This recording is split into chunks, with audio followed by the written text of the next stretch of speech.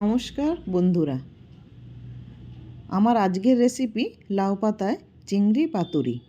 এটা বানাতে যেমন সহজ তেমনই সুস্বাদু। তো চলুন রেসিপিটা দেখে নিই। সবার প্রথমে আমি মশলার জন্য নিয়ে নিচ্ছি 1 চামচ কালো সর্ষে আর 1 চামচ সাদা সর্ষে, আর নিয়ে নিচ্ছি 1 চামচ পোস্ত, সাথে 4টে কাঁচা লঙ্কা আর স্বাদমতো নুন। অল্প জল দিয়ে আমি মশলাটা রেডি করে নেব।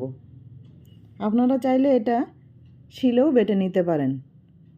দেখুন মশলাটা রেডি হয়ে গেছে। এবার আমি এখানে নিয়ে নিয়েছি 200 গ্রাম মতো চিংড়ি মাছ, আর এই পুরো মশলাটা আমি মাছের ওপরে দিয়ে দিচ্ছি।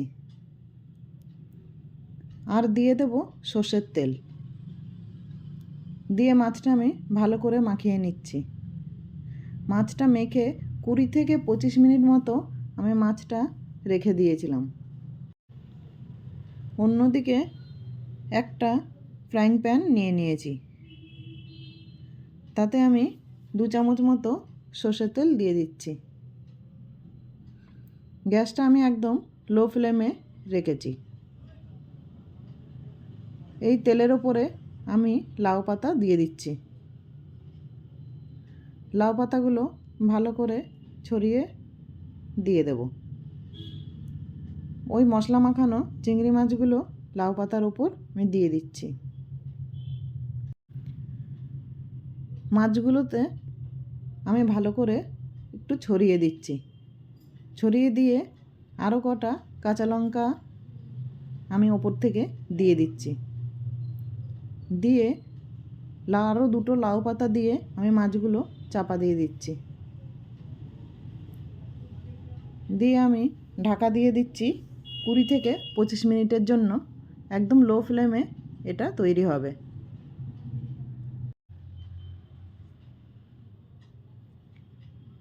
20-25 মিনিট পর ঢাকা খুলে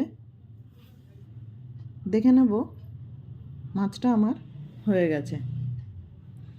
দেখুন, দেখেই বোঝা যাচ্ছে মাছটা হয়ে গেছে। সাইডে লাউ পাতার গায়ে একটু ভাজা ভাজা হয়ে এসছে। এবার উপর থেকে ওপরের লাউ পাতা দুটো সরিয়ে নেব। দেখুন কি সুন্দর হয়ে গেছে।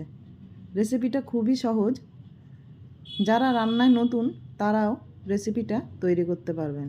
খুবই সহজ, খুব অল্প সময়ে রান্নাটা হয়ে যাবে। আর এটা গরম গরম ভাতের সাথে পরিবেশন করুন। লাউ পাতাটা কিন্তু ফেলে দেবেন না।